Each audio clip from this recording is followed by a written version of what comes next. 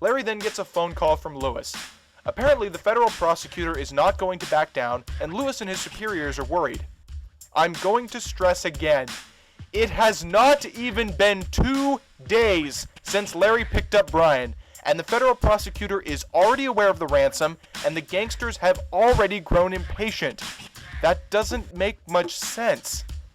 Lewis orders Larry to cut off Brian's thumb and send it to the prosecutor, and Larry looks a bit squeamish about the idea. Yeah, we're gonna have a lot more to say about the thumb thing later. We then get another scene of Larry reading a label to Brian. Our best Charmin ever. Charmin Ultra Double Roll. Twice as many sheets as regular Charmin Ultra. Unscented bathroom tissue. 170 square feet. Blah, blah, blah. 4.5 inches by 4.0 inches. And I got in centimeters or whatever. Because if you've got a joke that is barely worth a smile the first time, the best thing to do is to do it again.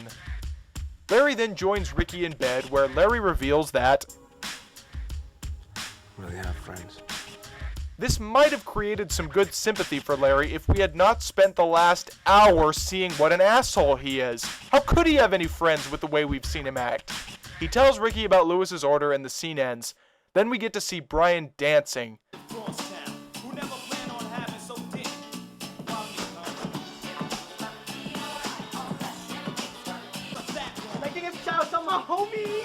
Good lord, this is so tasteless.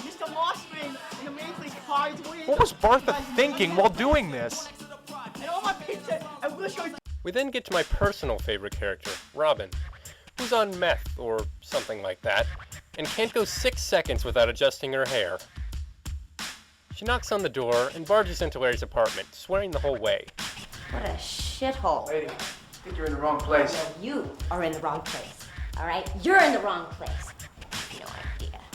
Then she sees Ricky, who she apparently knows, and goes off about the problems in their relationship. So I'm pretty sure that Robin is Ricky's girlfriend or something. How did she find them? Ricky says she never told anyone where Larry's place was, so how did Robin find them?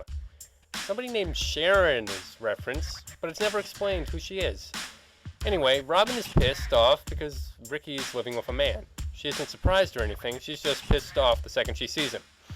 Ricky argues that this is a professional situation, but that doesn't seem to deter Robin. Robin then offers to have a threesome? You want to dabble? We can all fuck. You know, we can all have sex together. That's fine. I have no idea why or how she got to that, but I will say that that would be more interesting than the remaining 52 minutes of this movie.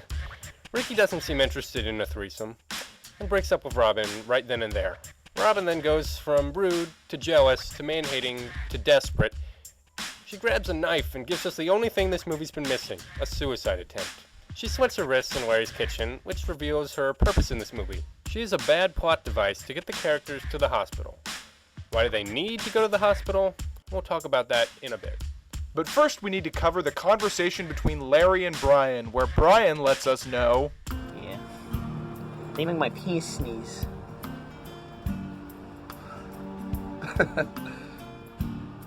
You got a good sense of humor. You know that? God bless you. Thank you. No, not you, stupid. When my pee sneeze, I say, God bless you. God bless you, penis.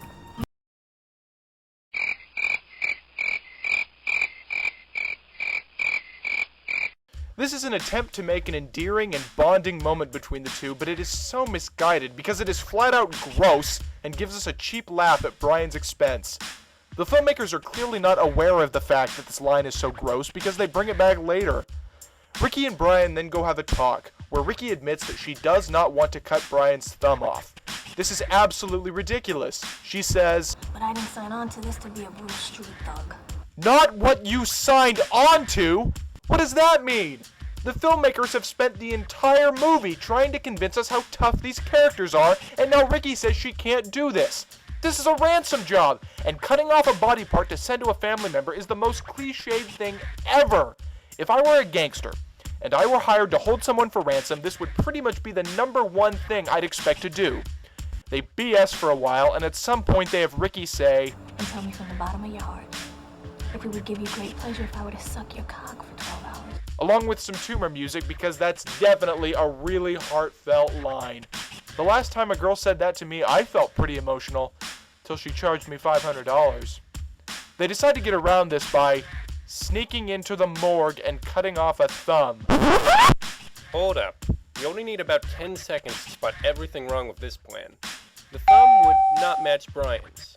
They are trying to blackmail a federal prosecutor who would easily have access to crime labs and fingerprinting technologies, and would take him all of 10 minutes to deduce that the thumb was not Brian's. The thumb would be dead. Any doctor would be able to look at the thumb and see that it had come from a dead body, which quite obviously defeats the purpose of holding someone for ransom. Larry and Brian... Why did they bring Brian? Sneak into the morgue while Ricky distracts the doctor, and Larry starts cutting the thumb off with a plastic knife. Brian stands in the corner rapping. I like big butts, and I cannot lie. The other brothers can't deny. When the girls walk in with the AB waist and round things in your face, you get sprung. Won't pull up tough, cause you notice that butt was stuffed. Do we really need any more of the filmmaker playing laugh at the dancing retard? Have they not realized that it is not only not funny, but also grossly offensive? So turn around, stick out. Even white boys got to shout. Baby got back. We go. Apparently not. Larry and Ricky then go to mail the thumb, and the postal worker makes eyes at Ricky, because apparently no lesbian can resist Jennifer Lopez. They're driving back to Larry's place when he breaks down and confesses his feelings for Ricky. He apparently likes her and respects her so much that he calls her... She's a stone cold dyke. A fucking untouchable, unhavable, unattainable brick wall fucking Dikesaurus Rexi. We cut to that night, where Ricky and Larry are sitting on the bed together. She begins psychoanalyzing him about his sexuality, and Ben Affleck clearly and completely breaks character at one point to remind the audience for some reason that... I'm not gay. I am not gay. Why do you look at me and think I'm gay? I am not fucking gay. Are you sure? Yeah, I'm fucking sure. She kisses him for no real reason, even though she's a lesbian. And then after some more creepiness... Ow. What?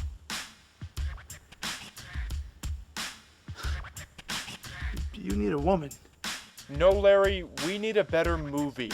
They share a long kiss before Ricky drops the bombshell. It's turkey time. If any real lesbians use that expression during sex, then I will voluntarily rip off my own member, because I don't understand women and never will. Ricky is talking about oral sex, and of all the euphemisms they could possibly have used, they choose turkey, an ugly bird that you eat with your in-laws. Two things you definitely want to think about while having sex. She then follows that up with...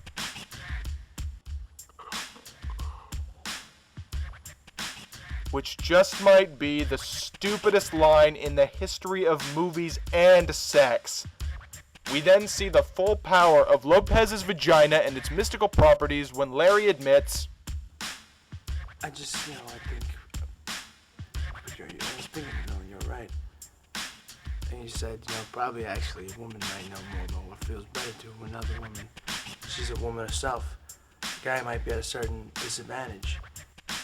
Sensitive music is then blasted in an attempt to make you forget that this sex scene is between two characters we do not know, like, or even care about.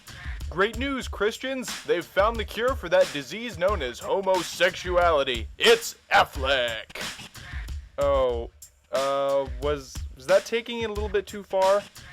Sorry, I didn't mean to cross anybody. After they're finished playing pelvic pinochle, Larry repeats what Brian said earlier. God bless your penis. Because if you've got a joke that is both disgusting and offensive, the best thing to do is to do it again.